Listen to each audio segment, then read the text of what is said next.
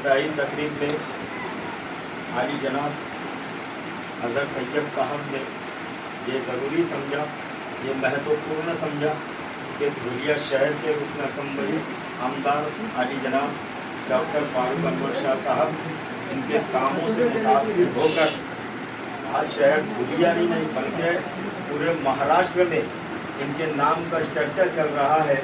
और आए दिन ये ऐसी ऐसी नीतियाँ पास करा कर लाते हैं जो हम यकीन नहीं कर सकते, लेकिन हमें हमारे अपने शहर पर और हमारे अपने लीडर पर, हमारे अपने आमदार जिनको हम कार्य सम्राट आली जनाब डॉक्टर फारूक अनवर शाह साहब कहते हैं, उनको हमें उनके ज़रिए से हमको ये फ़ख्र हासिल है। जब हम उनके काम को देखते हैं, उनके काम की कोई न्यूज़ देखते हैं तो हमारा सीना फ़ख्र से चौड़ा हो जाता है और धुलिया शहर वालों का नाम पूरे महाराष्ट्र में रोशन होता है। तो ऐसे नाम रोशन करने वाले हमारे आमदार साहब, मैं चाहूँगा कि आज की इब्तिदाई तकरीब में जो हमारे राजू ठक्कर साहब हैं वो उनके हाथों इस्तकबाल करना चाहते हैं। मैं इन मिसरों से उनका इस्तकबाल करवाना चाहता हूँ जो बिल्कुल ताज़ा तरीन और नए 4 मिसरे हैं कि छुपाकर गम को अक्सर बोलते हैं, वो जब भी मिलते हैं हंसकर बोलते हैं।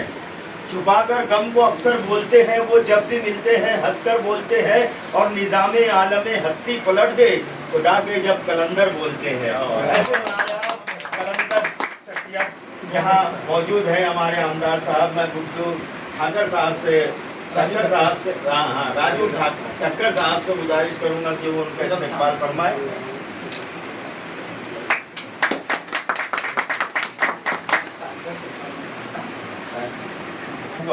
अली कंस्ट्रक्शंस इस ऑफिस का जो इफ्तिताह हुआ है, तो मैं चाहूँगा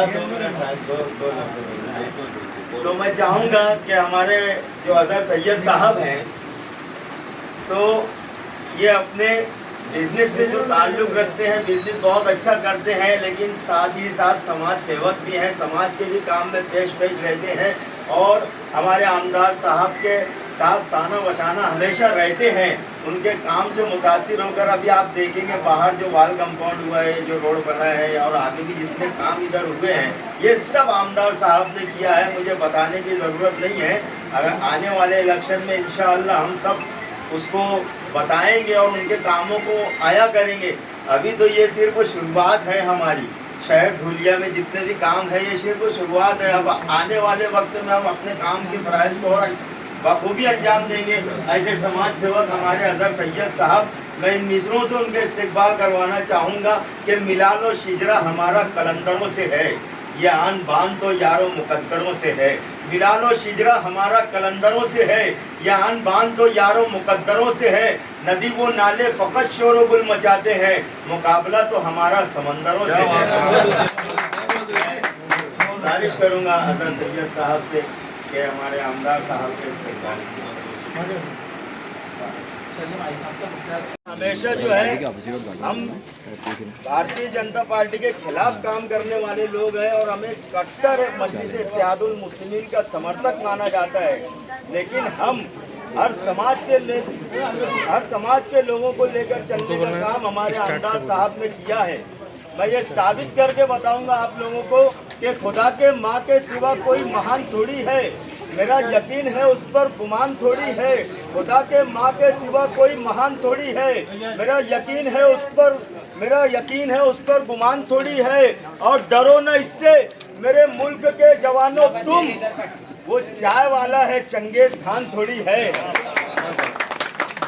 तो जैसा कि हमारे आमदार साहब का जो हौसला है, हम सब देख रहे हैं कि हमारे आमदार साहब किसी भी तरीके से डरने वाले नहीं, झुकने वाले नहीं और दबने वाले नहीं है। तो हमारे आमदार साहब का सीना फ़ख्र से और चौड़ा होता है। जब हम उनके आसपास नज़र आते हैं तो हमें ये फ़ख्र महसूस होता है कि हमारे धुलिया की आन बान शान हमारे आमदार साहब डॉक्टर फारूक अनवर शाह साहब जब भी रोड पर निकलते हैं तो हम फ़ख्र से कहते हैं कि देखो हमारे आमदार साहब जा रहे हैं। जब भी कोई दरमियान में हमारे मेहमान आते हैं तो हम फ़ख्र से कहते हैं कि देखो हमारे आमदार साहब जा रहे हैं।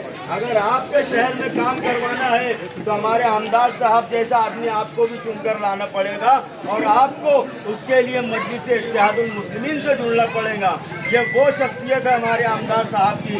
तो मैं उनकी याद में एक और 4 लाइनें पेश करता हूँ कि देख बख्शेंगे ना तुझको भी ज़माने वाले, धर्म की आड़ में खून बहाने वाले। देख बख्शेंगे ना तुझको भी ज़माने वाले, धर्म की आड़ में खून बहाने वाले। और कुछ रोज तू उन्माद मचा ले बेटा, हो गए पैदा तेरे 12 बजाने वाले। अब आइए आज के